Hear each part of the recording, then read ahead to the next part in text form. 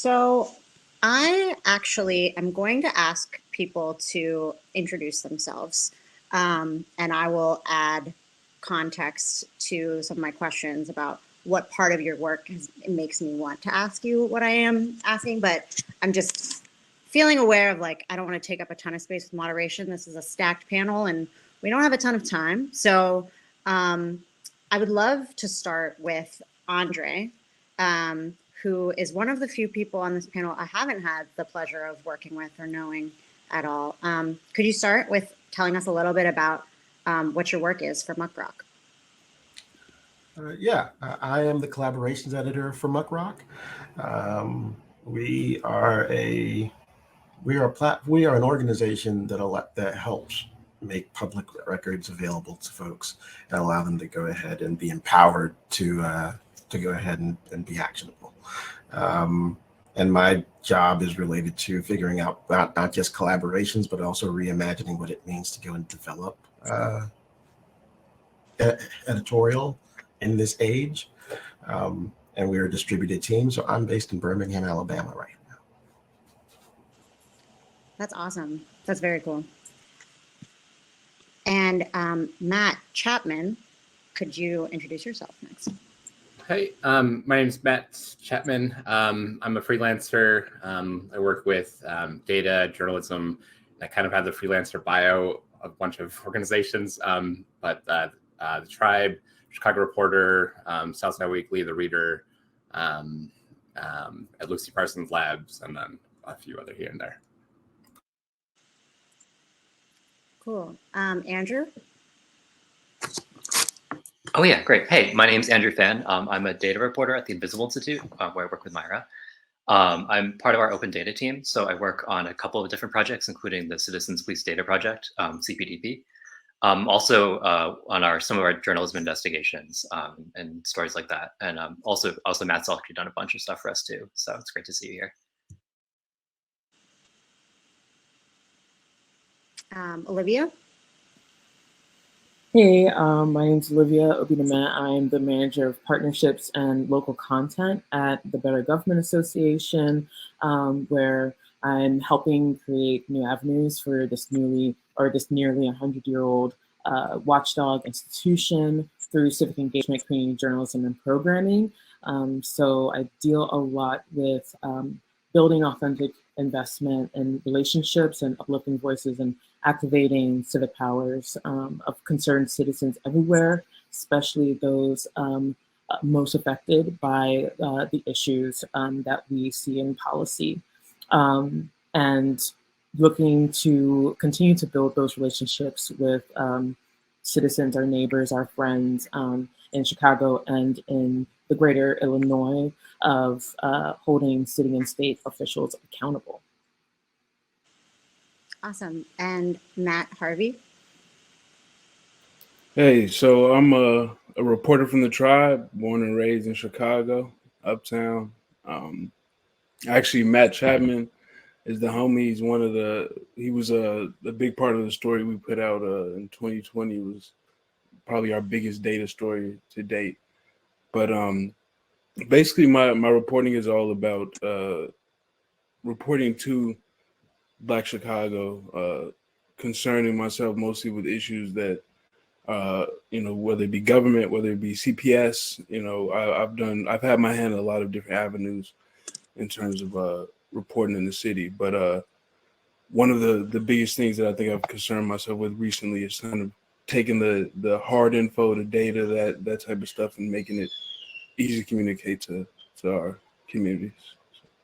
Awesome. And that's exactly what I'll be asking you to talk about soon.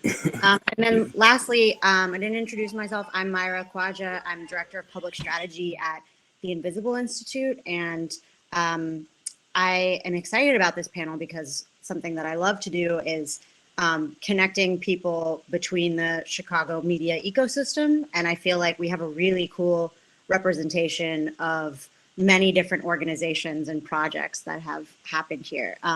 So I hope as examples come up, both that people mention themselves, but also I noticed even from the way you guys introduced yourselves, you were very, very humble. There's quite a few accolades we could say about everyone here. And so putting stories and references to pieces of work in the chat, I think, is a really useful thing in virtual conferences like this. Use the chat judiciously, as much as including the audience members if relevant links come up. I'll also say, if you have questions, there's only like, right now there's 10 people with us, though people on YouTube will later watch this. And so ask questions throughout, and I'm really hoping this can be a conversation. I asked all of the panelists about a specific piece of work or thing they want to make sure they get to talk about. So my question's not the same for everyone, but as you think of things that a panelist says that reminds you of something else, you are super welcome to respond to what someone says. It's not a just, you know, a very formal roundtable. Awesome. So I'll start with André, actually, which it's great to meet you for the first time. André, your job seems, like Savannah said in the chat, very, very cool. And I think represents the position you have at Muckrock is relatively new, right? Yes. Cool. It's so about 6 months. Awesome. Congrats on the new position. And I think the role reflects this change in what we're expecting of journalists in terms of how they engage the public and how they participate in collaborations. So can you speak a little bit more to what you've observed as the changing role for journalists in a local context? Yes, and I will also give some additional background. I'm a former indie publisher, and as a result, I know Chicago fairly well because guys like Andrew Huff played a big role in me starting my site 10 years ago, or now 12 years ago. And a lot of that comes down to the engagement with a community, and the fact that a journalist's role. I'll also say my other past life is in economic development, the National Trust Main Street project, and so a lot of it is we are trying to go ahead and provide context for what people are finding out about. They don't necessarily need us to tell them exactly what's going on. They need us to be able to connect dots and say, this is why this and this are actually related, and not leaving them off, floating off on their own silos, or understanding that understanding sometimes that we do have the ability to find out information, but it's coming from the questions from them. It's coming from their needs and wants. And I guess the one example that I shared in our email exchange early before is kind of tied to that. It's more, I'd say late summer, early fall, there is a big conversation about HVAC systems and whether or not you could let students go to school without masks. And so, or the level of safety within a school. And so it was an idea that came from a journalist in a conversation in one of our chat rooms as part of the continuing conversation with the communities that we serve. And they were like, how do we get information about when HVAC systems have been inspected? Is there a certain code that they need to meet? Things like that. And so that led to us putting out a general ask via the Muckrock platform, and said, if you all want us to go ahead and file a request for your school district, we will do so. We actually started because of where the idea came from. We started specifically in North Carolina, reached out to 4 counties in North Carolina.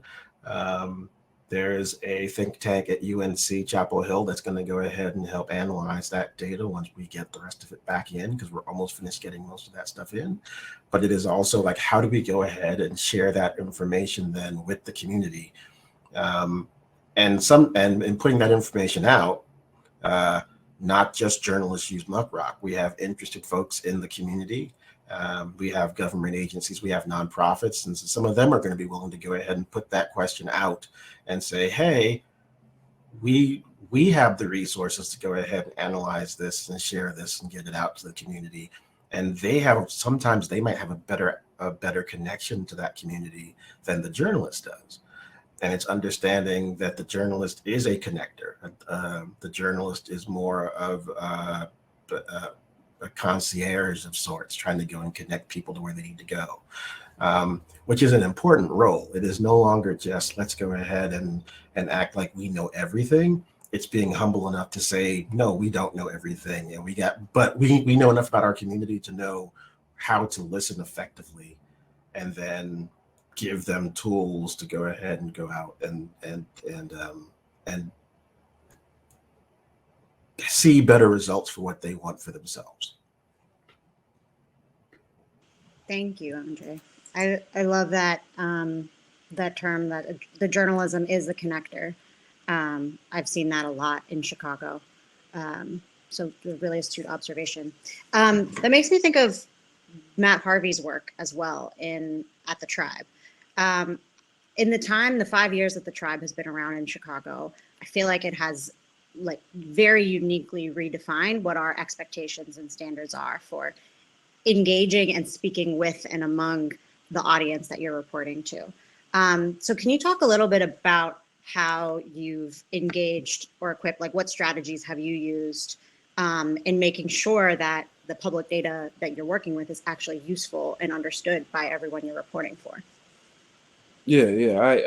It's funny because that was one of the things that when I first came on, like we talked a lot about, just like when I accepted the position at the Tribe, was being able to use my voice to communicate these issues in a way that people like engage with, people want to read, and people are able to understand clearly. And part of but I'm helped a lot by having a background in music and arts and culture journalism. So and even before that in creative writing. So I started off kind of from a place of trying to get people to pay attention to the words I'm writing, right? So like starts from trying to entertain them with it. And then when I'm writing about entertainers and things like that, I'm using creative language. I'm able to kind of be loose with the way I communicate things. So when I started to do more hard news and harder reporting, it behooved me to kind of like take those same skills and apply it here, because, you know, one of the things that I hated was when I'd read a story that had a lot of good info in it, but like I had to read it like 4 times to really get it, because it was like, you know, it was that much, and like it wasn't always written in a way that's very easy to communicate. And I think that one of the strategies that I take into account is just I personally I try to send this stuff, or I'll talk to my mother about it. And like when I talk to my mom about a story I'm working on, and like she's struggling to understand it, and like I'm able to clarify the things that she's having a hard time getting about the work, because, you know, this is somebody who's familiar with me, familiar with how I talk, and like if something that I'm saying is confusing her, then she'll be able to like really give me a good compass on like exactly like what it is I need to tweak to make this make sense. So it's a very personal strategy, but it's one that I think can be employed in a broader sense, with like just speaking to community, because I do it sometimes on the fly. If I'm out reporting in the field, you know, I'll talk to community members who are out there at an event, or, you know, maybe they're around a press conference, and I'll speak to them to kind of get their gauge on like how they understood what I just heard, or like what they heard from what I just heard. And if I have more information on it, I can speak with them to kind of like, you know, share this with them and see if they understand that. And I think taking that into my writing means like, you know, when I sit down to write, I'm making sure that the words that go on the page aren't like, you know, they're not a ton of numbers. When there are numbers, that the numbers are, you know, important and like, you know, incisive, I guess, you know, they make an impact, right? You know, you want people to be able to take this information and leave here and use it.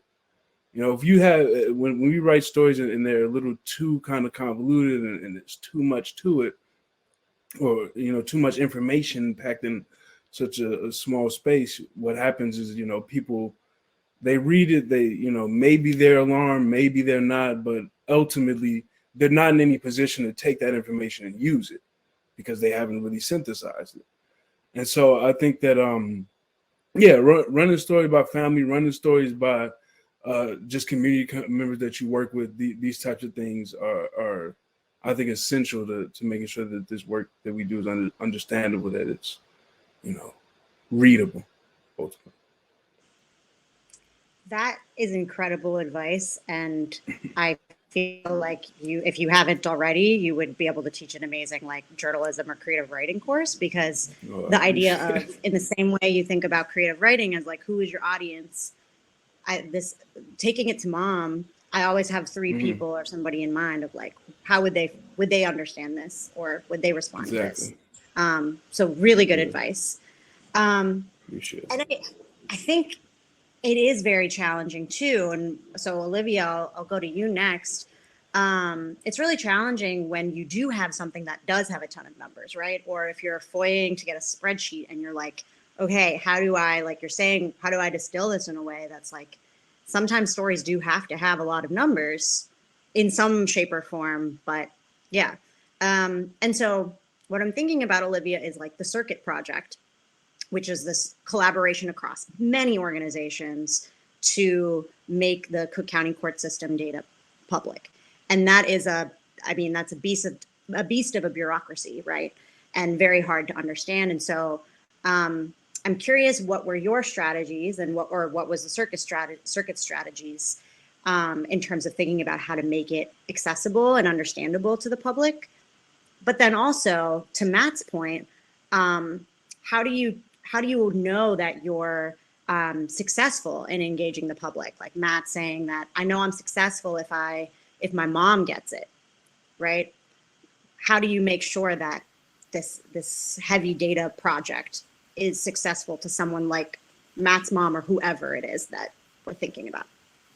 Yeah, I think it's good to be as transparent as possible in the challenges that come with this type of work, because it's saturated with folks that don't necessarily look like me, and there's a lot of barriers to even getting to the point of sharing that information publicly.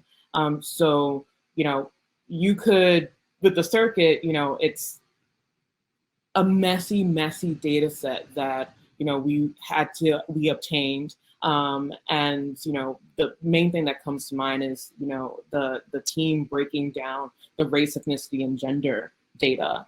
And myself and my counterpart of our core partner in Justice Watch, Charles Preston, the engagement manager there, it took a number of conversations. It took a number of looking closely into the language that we were using to even share out that we had launched the RAG, the race, ethnicity, and gender analyzation out, and thinking about accessibility in all types of ways. The circuit has been around for the last 3 years, and there's still so much work to be done to even getting to the point of providing raw data, if you will, or a good data set that folks can really interact with, because it's so messy and it's so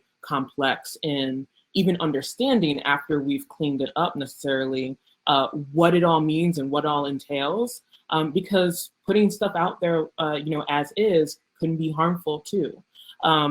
So right now, where we're at, we're really trying to learn from community members, particularly Black folks in the South and West sides, going from an organizational approach. So talking with folks at Westside Justice Center, different organizations, and saying, y'all have the on-the-ground connectivity to the targeted audience here, the folks that are most impacted by this work, by this system, and learning from them how they ease into the trust factor, into the responsibility factor of talking with their clients, with their community members that look to them for services similar to the topics that we discuss and we cover under the circuit.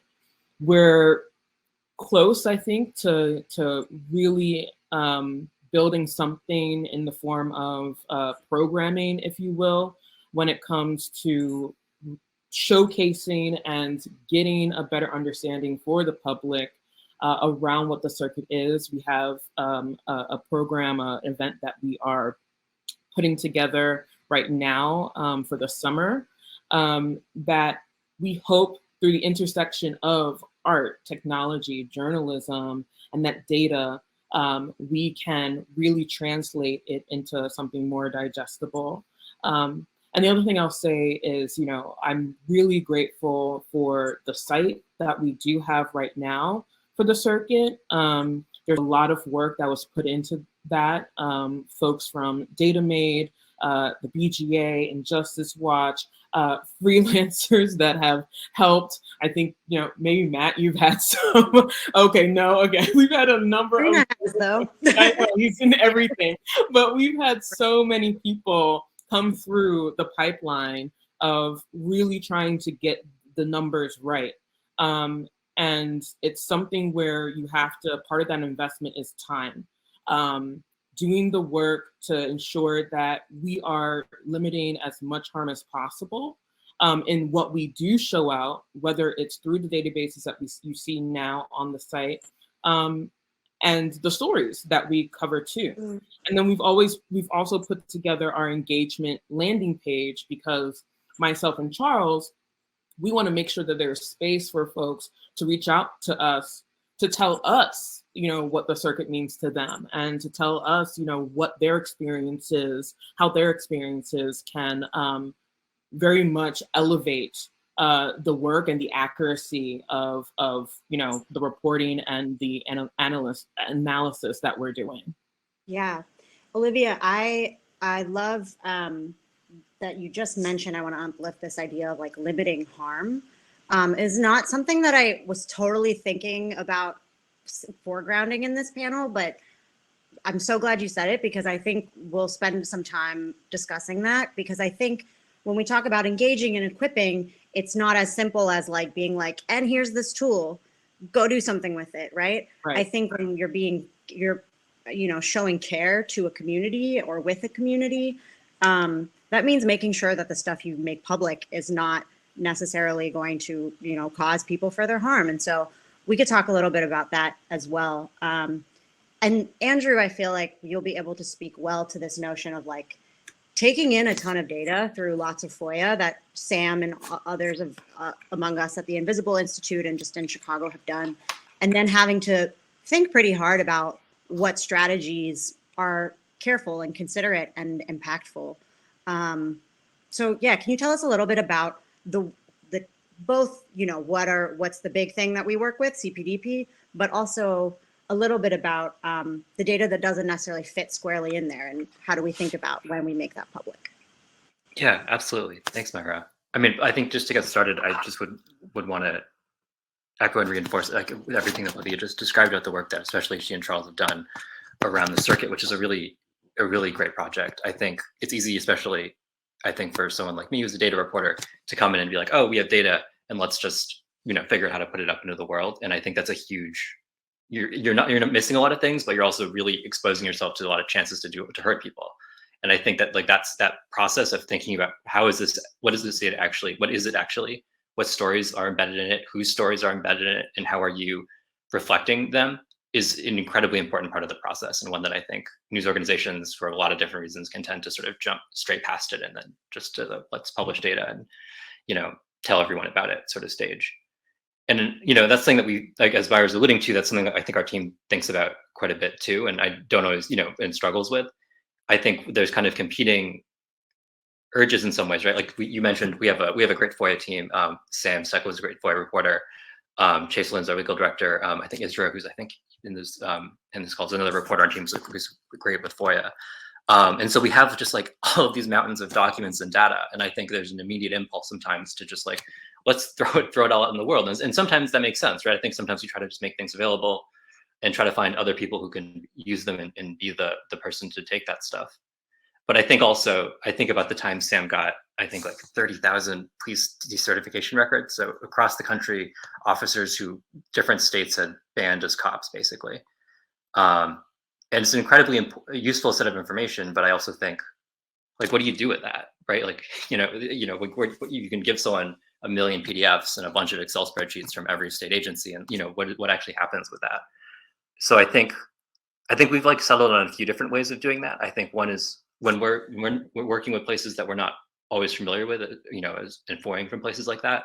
I think it's really important that we're not leading that. Like, there's other reporters who are on the ground, or other people who are actually familiar with the communities who are driving that reporting. So in the decertification case, where we were still kind of figuring out how to do this, we ended up working with the Gannett network with USA Today, because they had papers in most of the places that actually had the records and could actually connect with what was happening. And that ended up, in a similar case, we ended up doing a bunch of reporting with another Gannett paper, the Indy Star, about the use of force data, right? And like, we'd done a bunch of analysis, but it was not our story to just write. We didn't know what was happening exactly. We could identify problems, but it wasn't enough for us to just go and tell that. I think the other thing that we do a lot of work on that Maira's referenced is the Citizens Police Data Project, CPDP, which is a site that shows about 250,000 allegations of police misconduct in Chicago. And in that case, it's really tied, I think, to the work of actually people on our team like Maira, in terms of like, we can't just like, you could leave it to someone like me or some of our other technical folks, and we would just like make something and put this data out there. But like, a huge part of the process of the creation of CPDP was being really engaged with young people in like long-term, long-lasting relationships who actually are impacted by policing on a day-to-day basis. And that really colored like what we did with the site. I don't think we went in thinking like mobile, for example, was going to be something that we were going to emphasize and allowing people to look up police officers. But also, like, I think when the team spent a lot of time with the kids, like, it was super obvious, right? They're not going to get home and go on a desktop. They want to be able to look up an officer. And that's kind of colored our design process in a lot of ways. And I think we're hoping it kind of is a sort of dialogue that we can keep up. I guess the only other thing I'd say is that we're also thinking a lot about, it's one thing to look up and say like, oh, this officer has so many complaints. And like, for me, a data reporter, that's very exciting or interesting or, something to work with. But not everyone, like, what is that even, like, what are those complaints? So I think one thing that Maira and Trina, have both been doing a lot of is trying to make the actual files visible, because each of those complaints is not just like a data point. It's an actual story where someone came to the police department, came to an agency, and like told their story to them, often at a substantial personal risk. So I don't know, Maira, if you want to talk for a second about that, but that's something I think is really important to this practice of data and records, is like really making that kind of individual story really present. Thank you, Andrew. Yeah, I'm glad you made sure we didn't miss that. Yeah, when we do make a FOIA request for a police complaint record, usually it's with us seeking underlying investigative files, right? Because there's so many people that have never seen a complaint record. If it includes you, no worries. But it is fascinating to see the interview process and investigation process. And there is an ongoing suit, which we'll come back to, called Charles Green versus Chicago Police Department. And the Illinois Supreme Court will be hearing it this spring. Basically, Charles Green, who was incarcerated for over 2 decades of his life, locked up at 16 years old, and has been fighting to clear his name. He asserts his innocence in this connection to a horrible case. And while doing that, while seeking to establish his innocence, he made a FOIA request for all police complaint records going back to 1967, because in Illinois, police misconduct records are public. And the city blew its FOIA deadline, so they have to give us it. And the city did not. And in 2020, a Judge Conlin, ordered the city to make public the records. City appealed it, et cetera, et cetera. That's why it's going to the Supreme Court. But as a part of the agreement or the order, the city has been producing and releasing records from 2011 through 2015, though, and I'm sure Matt Chapman can speak to this as well, we have good reason to believe that it's missing a lot of those underlying files, that it's just like the face sheet. And so that's part of like the long auditing process People going to CPDP might see that it stops at 2018, and part of that is because we're trying to take like such great care to make sure that they're not giving us something they're not supposed to, right? But also like trying to actually get all the records and make them public. So yes, that is something I want the public to be attuned to, is this really important case that affects all of our work. And the last thing, I just want to jump back to something you were saying about the Youth Police Project. Something I do love about Chicago's scene of journalism is the way we can all like complement each other. So when we're in the classroom and, you know, kids are using CPDP for different FOIA projects, learning how to make FOIA requests, it is notable how many people don't know the names of officers, right? But they would recognize the faces of officers if they see them every day. And so we've often side by side have CPDP up and Lucy Parsons' lab, where Matt Chapman also works, their database of officer faces. Now that's not stuff that came back through FOIA. So the Invisible Institute doesn't do that because the government didn't give it to us. But we show kids these other tools that are available, and we can use these in tandem. So just shout out to the collaborations that happen even across this panel. Matt, that brings me to you, of course. So I'll put your bio in the chat. You've worked with many organizations, and I would love to hear from you about what you've learned, or, you know, as Olivia was saying, we all face challenges with engagement stuff and being like, are people using all of CPDP? Or, you know what I mean? Like, we can be honest about which parts are getting used more than not. So could you share lessons you've learned from working in these collaborations? I'm sure you've seen the Tribe has a different approach than like fill in the blank other organization. What are some of the best strategies that you've learned from or witnessed? I think there's definitely a lot of challenges with like cross-organization stuff. I think one of the big things that I've noticed, like basically from the beginning, was that a lot of organizations like to keep their records tight to themselves, and there's kind of like this impulse to hold everything that you have like to you. And kind of the unfortunate part of that is like when you do that, you completely like block off the ability to have these like sort of collaborative efforts. So I think like the biggest challenge I've seen is getting past that at like a personal level and an organizational level.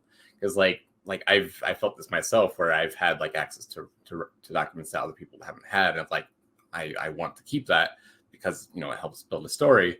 But at the same time, by doing that, I hurt myself and I hurt my organization and I hurt the community. So I think getting past that is probably the most challenging thing. I think like a lot of the stories I've done, like I wouldn't have been able to do a lot of those stories if it wasn't for people at Invisible Institute, like Sam Stecklow. His FOIA requests that he's done have been absolutely phenomenal in helping me, even figure out basic information, like who is a cop in the city of Chicago. So like building these fundamental ideas, like when other organizations have done them and you have this need to have this information, if other organizations have already done this, then like it saves everybody time. And also saves time for like the city organizations that we request information from. Like if they receive like 5 different requests from 5 different organizations, that's 5 times as much work, kind of, sort of. And it ends up being like, it's this weird hodgepodge of like everybody's trying to do their own thing, but at the same time, a bunch of people are all doing the same thing. And getting to a point where we can all merge that together, I think is difficult, but I think it is possible. I think one of the things that I've done in kind of like to at least like push for this idea is there was this might seem a little aggressive or adversarial, but like there was a Chicago Tribune. They submitted a whole bunch of FOIA requests to the city of Chicago. particularly the mayor's office, and they weren't releasing their documents as part of their story. So they were doing articles on FOIA stories even, and then not publishing like the underlying documents. So requesting like every single document that the Tribune has received through the mayor's office and then just making it public. That has been like the amount of things that I've seen come out of that work, not just from like within Chicago, but like just it enables communities and other organizations that don't have access to this information or don't have the resources or the skills to necessarily FOIA for all of this. Like it just makes it easier to do all this work because the documents are all out there. Some work that we did at Lucy Parsons Labs, this is kind of related to FOIA, but we received through an organization leaked documents of the mayor's office. And I think it was about 60,000 emails that we received. And kind of the thought that we had is like if we just make these public, then a lot of good journalism can come out of that. And certainly like a lot of journalism did come out of that, because like a lot of the documents that we saw was information that the mayor's office either held back through FOIA or they weren't willing to give through FOIA. So this repository of documents that we had, making that available and accessible to the public, just kind of blew up a lot of research on that. I think going back to like the argument or the idea of like the ethics of you have all this information and making it public, that was definitely a big thing with this, where like the potential for harm definitely existed, and it was a challenging thing to like actually come up with that, to actually just release it to the public. And as far as I can tell, I don't think we saw any like harm that came from that. But the potential was definitely there. And that was kind of something that we saw with another release of emails that we had, where like if we were to release this information, there definitely would have been harm. So we kind of held that back quite a bit more than we did like the mayor's documents.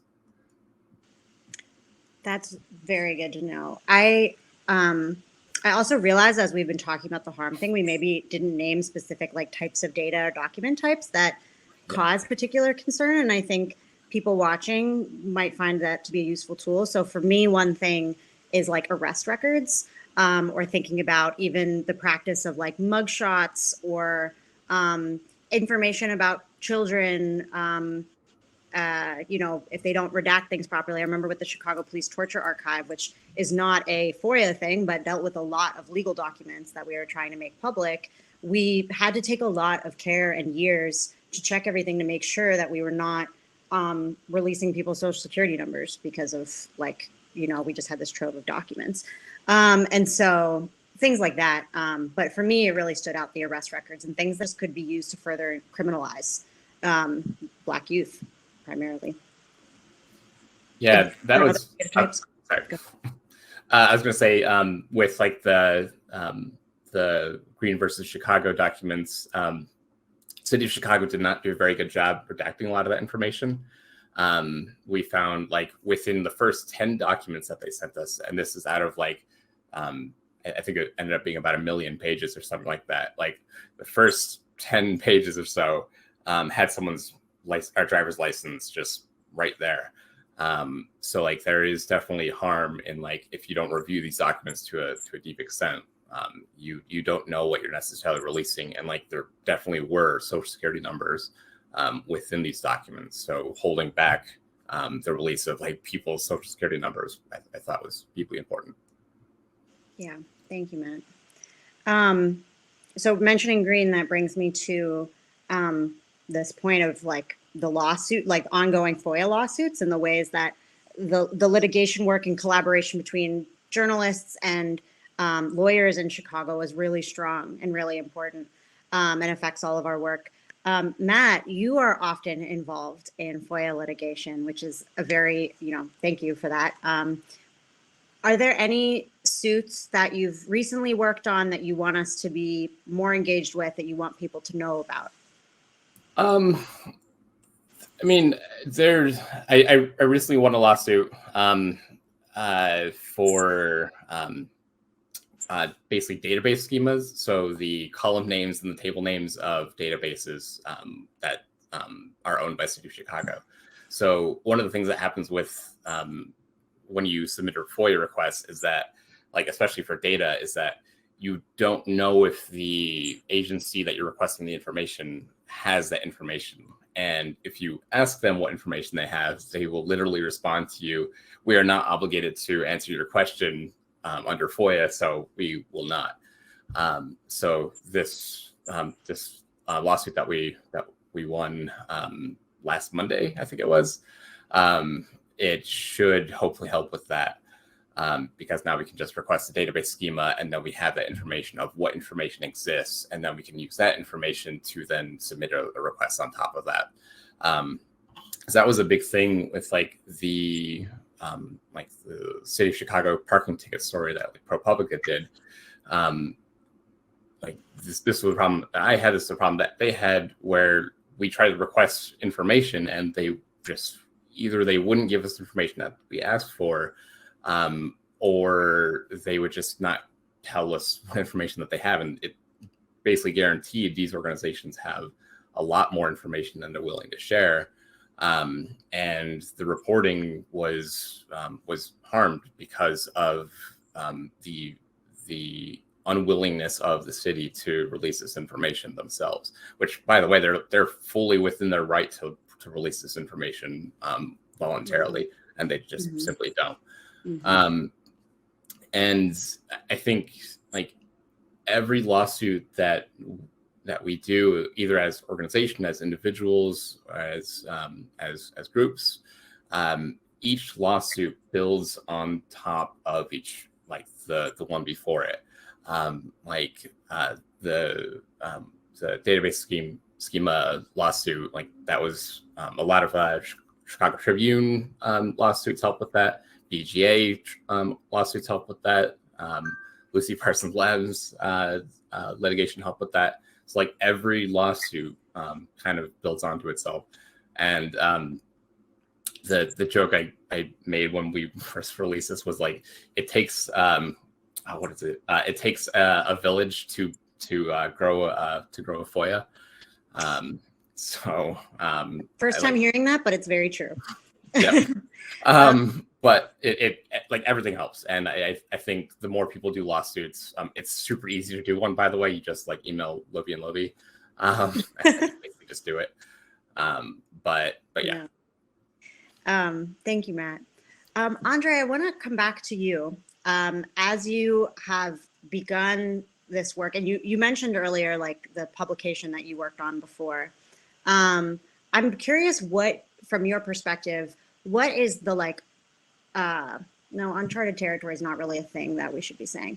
What is your wish list? What is your dream of what people have not maybe yet been able to do with making public data genuinely useful and accessible to the public, and also just the feedback loop of what do you wish that data journalists could be doing more in collaboration with community?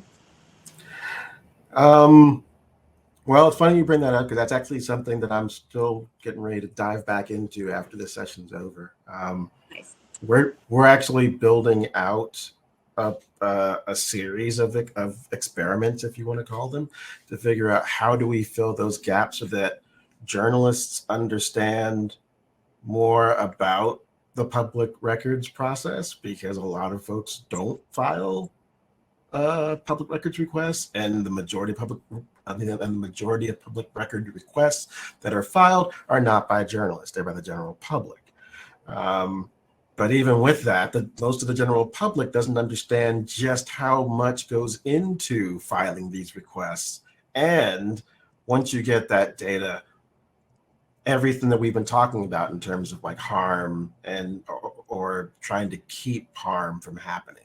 So the idea is for this first small group, we're going to be working with a very small group of journalists, kind of going through this set of modules and figuring out what gaps are there in the process of understanding what it means, not just for public records requests, but just public records in general, and understanding what happens if you do get a denial. What does an appeal process look like? What do those types of things happen? And then open it up to anybody who's interested in understanding this process. Because that's really the best way that I know, that's one of the best ways I know how, is to make sure that some of these walls come down.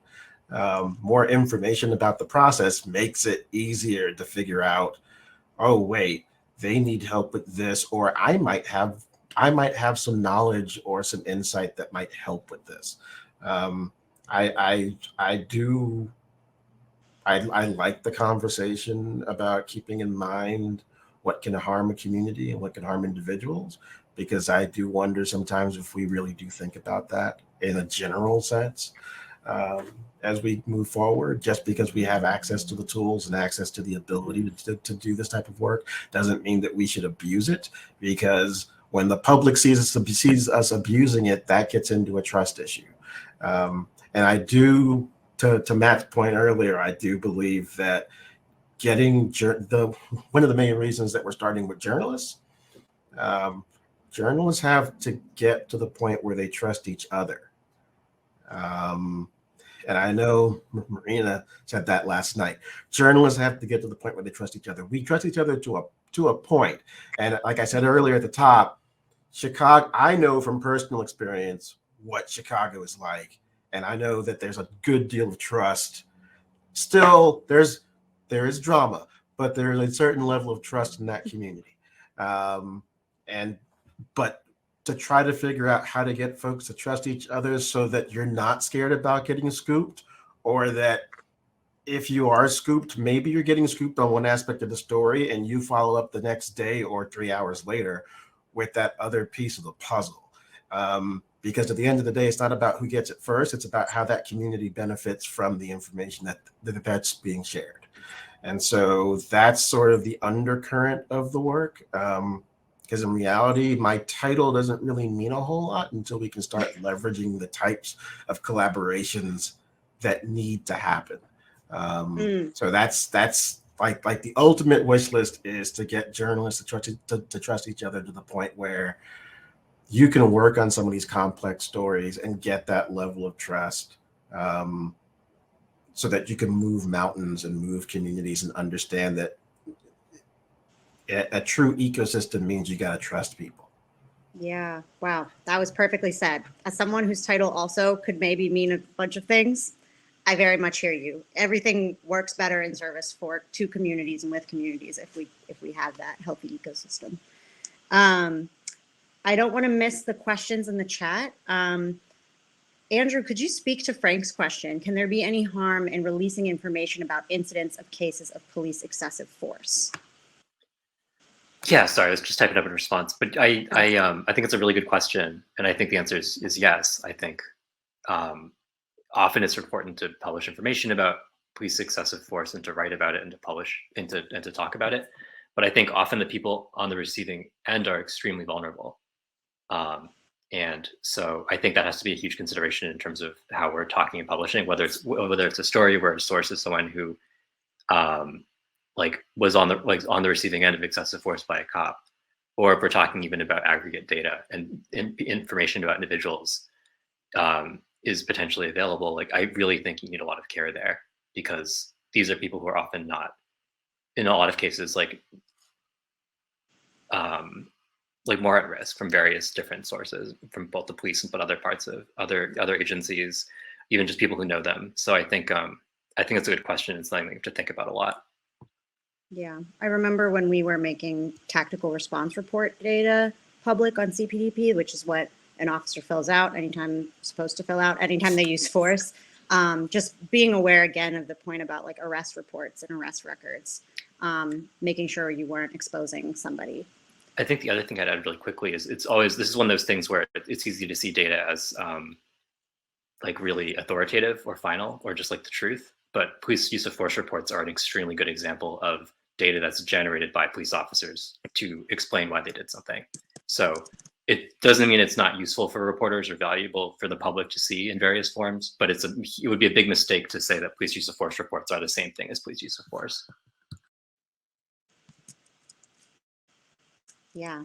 I was trying to find your article and if other people have ideas about TRR underreporting. Andrew's done work on that. I also realized I didn't put Andrew's bio in the chat. I'm so sorry. I will do that in a moment. So Brady's question about, are there organizations that coordinate designing and submitting requests to ultimately litigate and push legal precedent? Yes and no. Who would like to speak to that? I think there's like some combo, right? Like we do some of that. Lucy Parsons Lab does some of that. I'm sure Muckrock definitely does some of that. Andre or Matt, do you want to speak to? I'm sure all of our organizations do some of that, actually. I can kind of speak to that. I think yes and no. I think what we found at like Lucy Parsons Labs is like if there's public interest in something like that bleeds into requests. I think like in terms of like where that leads to litigation, that's tricky because like litigation, you kind of have to deal with like litigation strategy and it gets complicated really quickly. But I think raising awareness, like if the public like is interested in something, like it leads to a FOIA request in some way or another. And I think if the public is incentivized to reach out to journalists and organizations to say, hey, this is a thing that's happening, that does lead to FOIA requests. But I think it's tricky. Yeah, I was gonna say in our case, we are trying to design requests that get a response.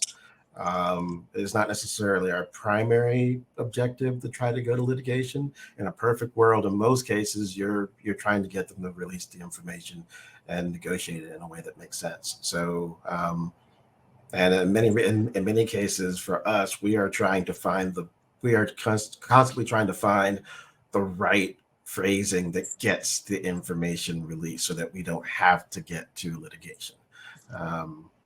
So it's like there are folks who will go ahead and try to litigate, but ideally you don't want to get to that point. You want to try to get the information without going down that road. Thank you, guys. Savannah asks, have you ever been in a situation where higher ups in your newsroom are adamant about releasing potentially harmful data without context? And if so, how did you advocate for your perspective? I haven't had that. You don't have to name names, but yeah, I have. I've had an experience like that actually quite recently. It was a story I was working on about gun. It was about gun ownership, black gun ownership in Chicago.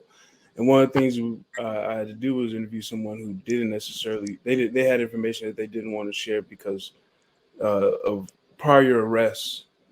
So they didn't want to have that information like in the story, and it came up. So I mentioned to my editor like this person's going to need anonymity and whatnot. Like this person like this is why, and I didn't explain this person's like police record in the story. So like I mentioned that they like wanted anonymity and whatnot, but I didn't necessarily go too in depth on that record. But my editor, both my editors copy and content were just like, you gotta like, what's this? Like, what was his record? Or like, what we need to have that in here. We need to know like, and I was pushing back on it. And I think what happens is what you kind of have to resolve to as a reporter is to kind of, at a certain point, you have to realize that your loyalty is not necessarily to the editorial staff. Ultimately, if you're doing this job,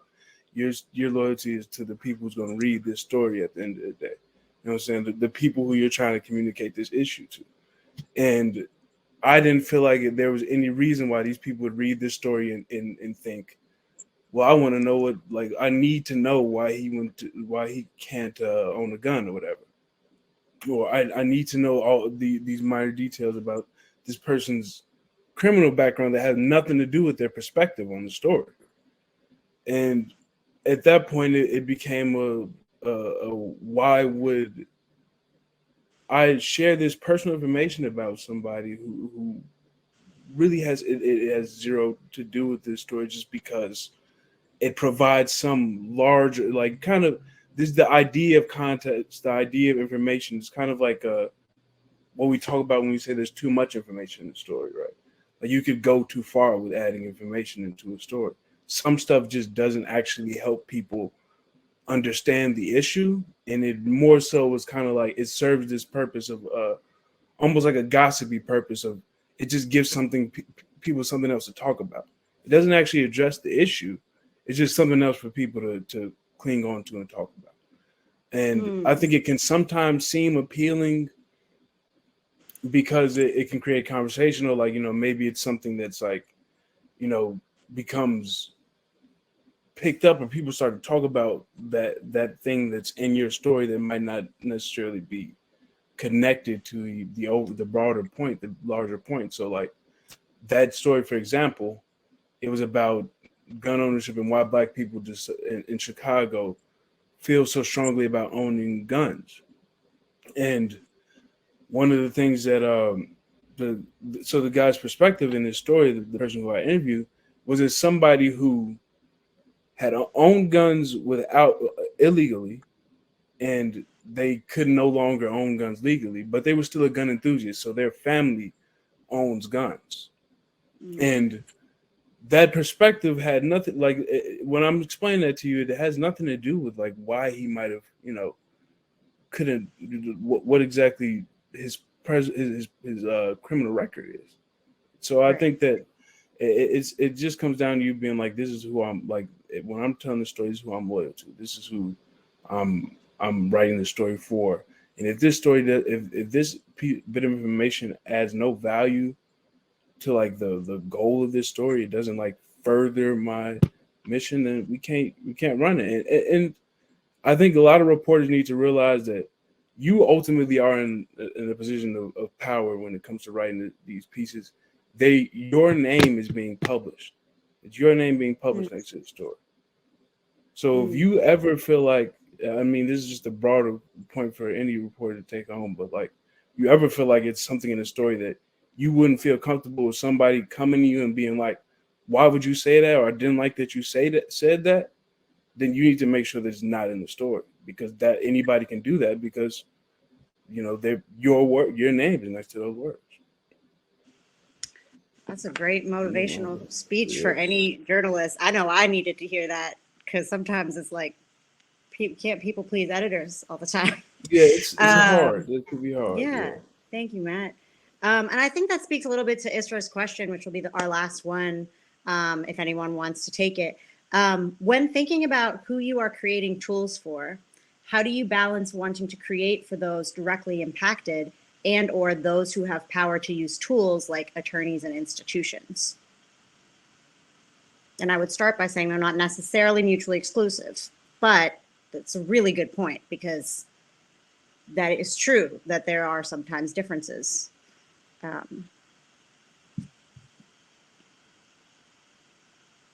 can speak to it unless someone else wants to. Go ahead, Matt. No, Olivia, I was just. Go ahead, Olivia. Thank you. I love that question, because I think it also kind of speaks to the phrase of, there's an audience for everyone, but I like to think about it being that, you have to honor your home base first before, you can go about and get buy-in from anywhere else. And that, those who are privileged and have power of influence, they have the tools to gain that knowledge of how to use whatever you create that's specific for a certain audience, that is on quite the opposite end of the stick, that may not know how to access it, that may assume because of being oppressed, of being told that, you know, they didn't have access to it before, that it's not for them. And a lot of, I think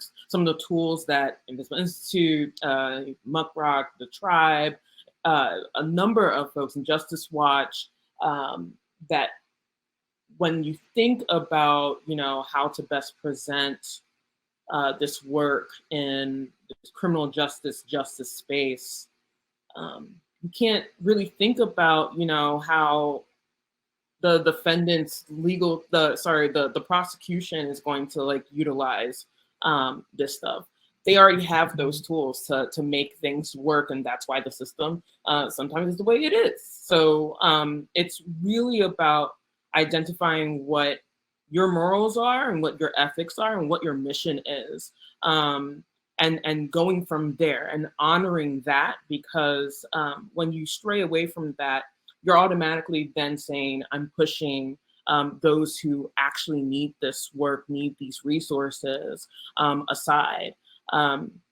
It takes time and investment to really understand a lot of the reasons why we're all so late to identifying these needs for folks who are less privileged, for Black folks or brown folks, particularly in Chicago. I'm also from Baltimore, so you know there's a lot of that issue in Baltimore too, especially with our scarce media outlets there.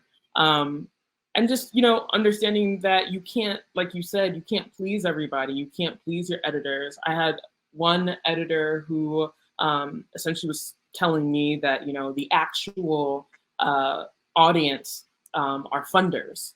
And that just blew my mind of like, wow, so we're really trying to speak to, true story, we're really trying to speak to the money, and we're really trying to speak to the fact that we think money alone is what keeps us sustainable.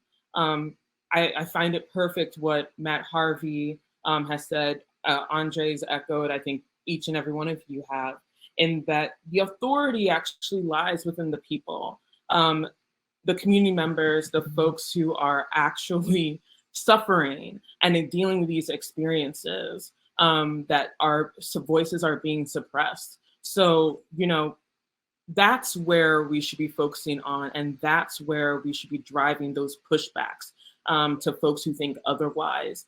And it's hard in this industry, I think, particularly for people of color who are journalists, who are looking at data research, who are looking into in between the lines of what they have as lived experience and trying to bring that into the journalism realm. It's really tough to have those types of conversations in their newsrooms or to freelance editors, because we're also dealing with systemic issues of, you know, understanding that my experience means something. My experience is why I'm connected to community members, and this is why we need these types of tools.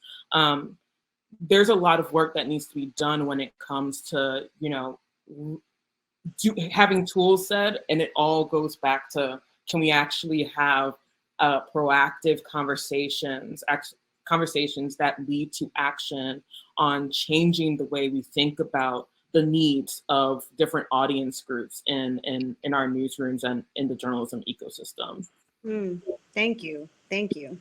And I know we're way over time. This has been so wonderful. I really enjoyed this, it's tough to have a virtual convening, but this gave me a lot of energy.